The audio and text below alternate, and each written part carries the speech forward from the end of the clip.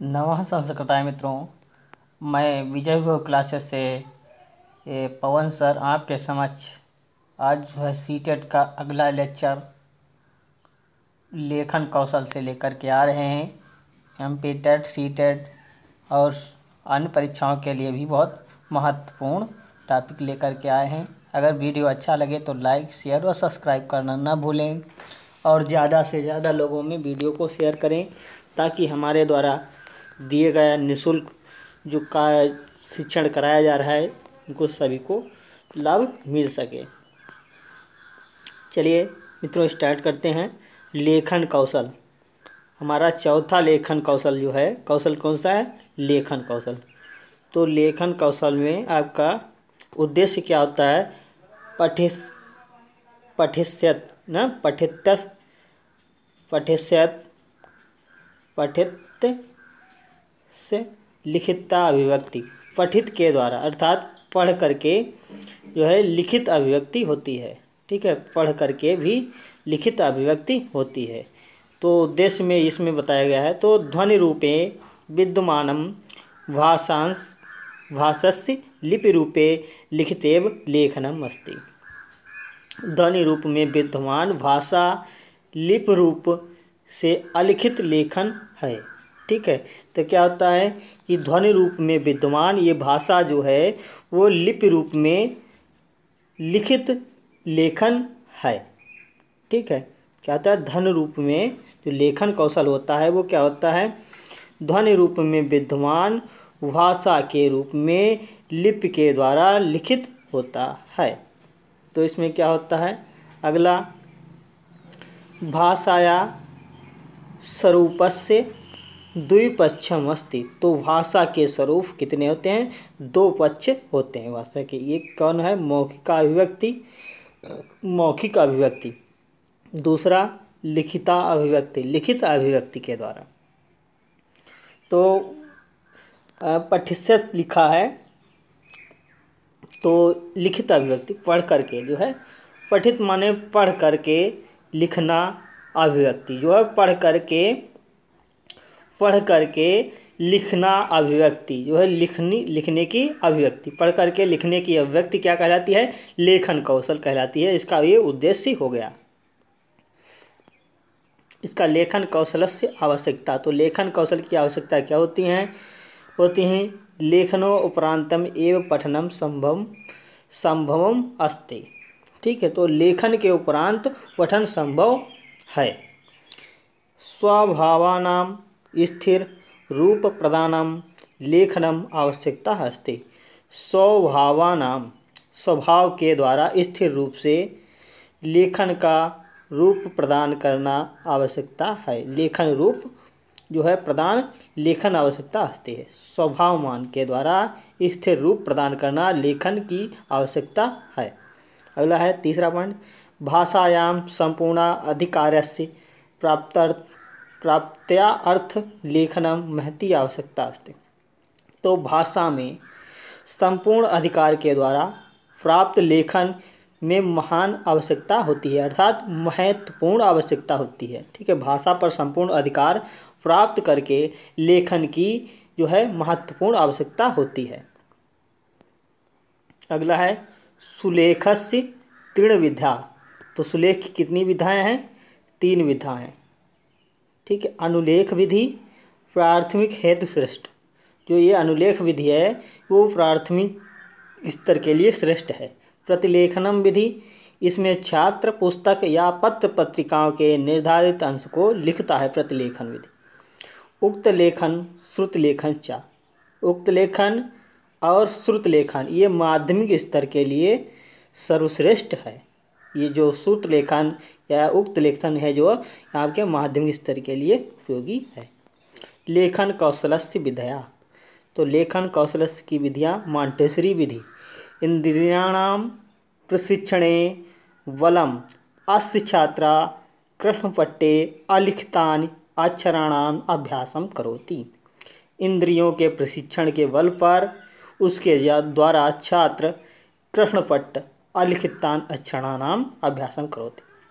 अर्थात जो है इसको छात्र को अक्षरों का अभ्यास कराया जाता है। उसके द्वारा जो है छात्रों को अभ्यास कराया जाता है। इंद्रियों के प्रशिक्षण के बल पर उसके द्वारा छात्रों को अलिखितान बिना लिखे अक्षरों का ज्ञान कराया जाता है मॉन्टेसरी विधि में।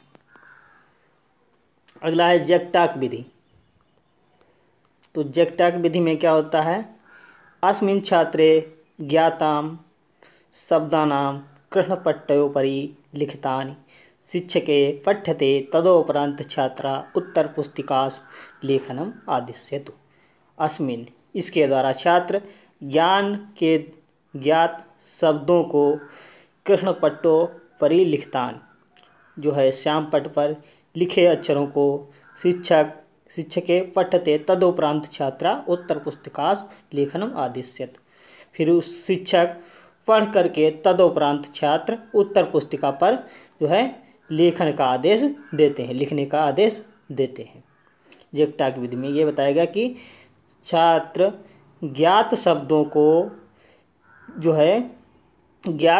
को श्याम पट पर लिखे शिक्षक के द्वारा तदोपरांत उसके उपरांत छात्र अपनी उत्तर पुस्तिका पर अध्यापक के आदेश पर लिखते हैं। अनुकरण विधि। अनुकरण विधि में अस्मिन् छात्रा निर्धारित अंशानाम एवं चित्रादीनाम अनुकरणम कृत्वा लिखतानि। अस्मिन् इसके द्वारा इसमें छात्र निर्धारित अंश एवं चित्र के माध्यम द्वारा अनुकरण करके लिखता है। अनुकरण विधि में इसमें छात्र निर्धारित अंश एवं चित्र के माध्यम से अनुकरण करके लिखता है। उद्बोधन विधि। इसमें शिक्षक छात्र को विषय देते हैं। उद्बोधन विधि में क्या होता है? इसमें शिक्षक छात्र को विषय देते हैं तथा छात्र अपनी कल्पना के आधार पर सृजनात्मक लेखन कार्य करता है उद्बोधन विधि में। अगला है तर्क वितर्क विधि में। इसमें राजनीतिक, सामाजिक एवं शैक्षिक समस्याओं की सीमा का समाधान रचना के आधार पर किया जाता है। तर्क वितर्क विधि में इसमें राजनीतिक, सामाजिक एवं शैक्षिक समस्याओं की सीमा का समाधान रचना के आधार पर किया जाता है। अगला है संस्कृत भाषाया उत्पत्ति। तो संस्कृत भाषा की उत्पत्ति कैसे होती है? तो संस्कृत भाषा तो परिष्कृति परमार्जित भाषा च अस्ति। संस्कृत भाषा जो है परिष्कृत परमार्जित भाषा है। संस्कृत भाषा जो है वो परिपूर्ण परमार्जित भाषा है। यह भाषा संस्कारित, परिष्कृत तथा परमार्जित है, जैसा कि इसके शाब्दिक व्युत्पत्ति में भी स्पष्ट होता है।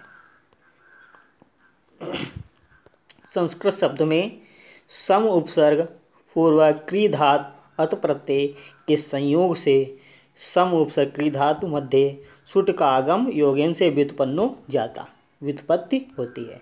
संस्कृत शब्द की व्युत्पत्ति कैसे होती है? सम उपसर्ग पूर्वक क्री धातु अत प्रत्यय के संयोग से जो होती है इसी व्युत्पत्ति होती है। ठीक है, इसमें सुट का आगम भी किया जाता है। तो यस्य मौलिका अर्थम अस्ति, संस्कार की गई भाषा। ये भाषा जो है संस्कार की गई भाषा है। भारतीय इतिहास के अनुसार सृष्टिकर्ता ब्रह्मा के मुख से देववाणी उत्पन्न हुई है। अस्माकं चत्वारि वेदा अस्मावेव भाषाया लिखितानि। इसके द्वारा 4 वेदों को इसी भाषा के माध्यम से लिखा गया है। आचार्य दंडी काव्यदर्शो अकथयत संस्कृत नाम देवी वांग व्याख्याता भाषा सुमधुरा मुख्य दिव्या गीवाण भारती। ठीक है, तो संस्कृत नाम की जो है ये देवी वांग व्याख्याता भाषा मधुर मुख्य और सरस्वती की जो है मुख से निकली ये भाषा वो क्या है? हमारी मुख्य भाषा है और भारतीय भाषा है। इयं प्राचीनतमा भाषा अस्ति। इयं भाषा सर्वासु भाषासु जननी मन्यते भाषा तदद्भि। यह भाषा जो है सभी भाषाओं की जननी मानी जाती है। तदद्भि भाषा तदद्भि, इस भाषा को ही। अगला है संस्कृत भाषा पूर्ण रूपेण मनोवैज्ञानिक भाषा अस्ति। संस्कृत भाषा कैसी है? पूर्ण रूप से मनोवैज्ञानिक भाषा है।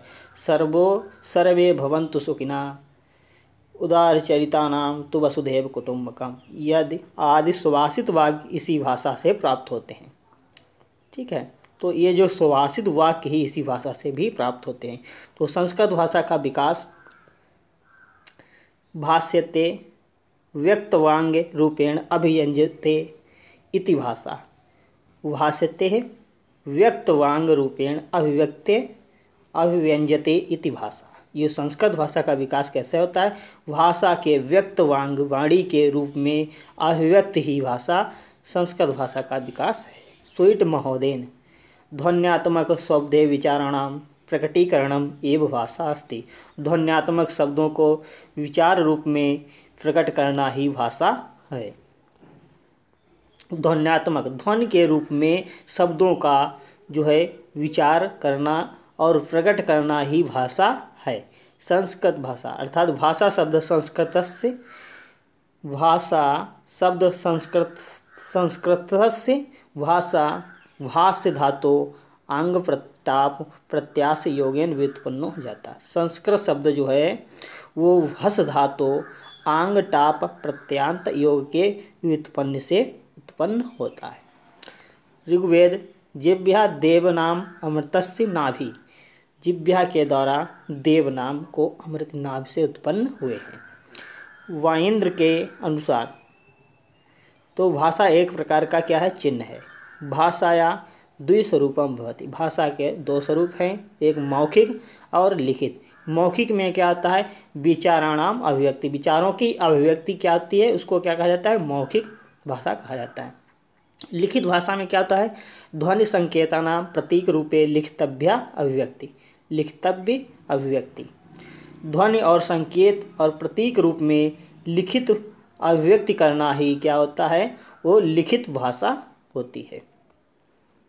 भाषाया विशेषणम तो भाषा एक व्यवस्थित है। भाषा एक क्या है? व्यवस्थित है। इयम अर्जित संपत्ति अस्ति। यह भाषा जो है यह क्या है? अर्जित संपत्ति होती है। भाषा एक अर्जित संपत्ति है। इयम परिवर्तनशीला अस्ति। यह भाषा जो है क्या है? परिवर्तनशील है। भाषा सभ्यताया सह विकासोत्पन्नम करोति। भाषा सभ्यता के सहयोग से विकास उत्पन्न होता है। भाषा के सहयोग से जो सभ्यता में विकास उत्पन्न होता है। भाषा प्रतीकात्मकम अस्ति। भाषा कैसी है? प्रतीकात्मक है। भाषा समाज विचारे विनिमयस्य साधनम अस्ति। भाषा समाज विचार और विनिमय का साधन है। अतः भाषा के दो प्रकार से सीखते हैं। अतः भाषा दो प्रकार से सीखते हैं। एक क्या है? औपचारिक, दूसरा है अनौपचारिक। तो औपचारिक में आता है अधिगम और अनौपचारिक में अर्जनम। प्रसिद्ध मनोवैज्ञानिक अब्राहम नाम चॉम्स्की के अनुसार भाषा अर्जित करने की क्षमता क्या होती है? जन्मजात क्षमता होती है। अब्राहम नाम चॉम्स्की के अनुसार भाषा अर्जित करने की जन्मजात क्षमता है। अर्थात प्रत्येक बालक भाषा ग्रहण साधन के साथ सीखता है। प्रत्येक बालक भाषा ग्रहण साधन के साथ सीखता है। Language acquisition device LED. ठीक है, एलईडी इसका फुल फॉर्म है। तो बालक अपने परिवार की भाषा सुनते सुनते सहजता से भाषा को सीखता है। अतः भाषा कैसी है? सहज होती है। अतः भाषा सहज होती है। आज का यहीं तक टॉपिक आपके समझ हो गया। अब अगला फिर लेक्चर लेके आएंगे आपके समझ बहुत ही अच्छा। और अच्छा लगे तो वीडियो को लाइक शेयर और सब्सक्राइब करना ना भूलें। सभी को बहुत बहुत धन्यवाद हमारे चैनल पर आने के लिए। आप सभी का स्वागत एवं अभिनंदन है। नमः संस्कृताय। सभी को बहुत बहुत धन्यवाद।